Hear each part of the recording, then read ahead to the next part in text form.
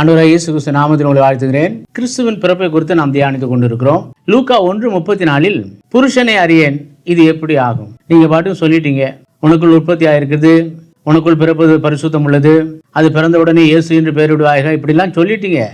நல்லது, அதை நான் வாங்கி கொண்டேன், உள்வாங்கி கொண்டேன் இந்த வார்த்தையை. ஆனால் இது எப்படி ஆகும்? புருஷனை அறியேன் அப்படின்றது அவளுடைய ஏக்கம், அவளுடைய பதட்டம். அதனால தான் தேவ தூதனை நோக்கி அவள் மன்றாடுகிறது நாம் பார்க்கிறோம். இந்த நாட்களிலும் அநேக காரியங்கள், பிரச்சனைகள், போராட்டங்கள் நமக்குள்ள இருக்கிறது. ஐயோ, இது எப்படி ஆகும்? இது எப்படிப்பட்ட காரியமா இருக்கும்? வேற விதத்துல இது என்னமா நடக்குமோ அப்படின்னு நாம் நினைத்து கொண்டு இருக்கிறோம். அநேக காரியங்கள் விடுதலை கிடைக்காமல் இருக்குதுன்னு பார்க்கிறோம். ஆனாலும் மரியாளை போல தேவ தூதனை நோக்கி இது எப்படி ஆகும் என்று நாம் கேட்பதை விட, அப்பா இது எல்லாவற்றையும் முடித்து வையுங்கள் என்று நாம் சொன்னால் அது முடித்து வைக்க அவர் போதுமானவராக இருக்கிறார். நீங்க உலகின் ரட்சகர், உலகின் மீட்பர், பாவிகளை ரட்சிக்கவே கிறிஸ்து இயேசு உலகத்தில் வந்தார் என்று நான் அறிந்திருக்கிறேன். இந்த அருமையான இந்த உம்முடைய பிறப்பின் நாளிலே இந்த காரியத்தெல்லாம் நான் தியானிக்கவும், இந்த காரியத்தை நான் மேற்கொண்டு நடக்கவும் தேவன் உதவி செய்யுங்க.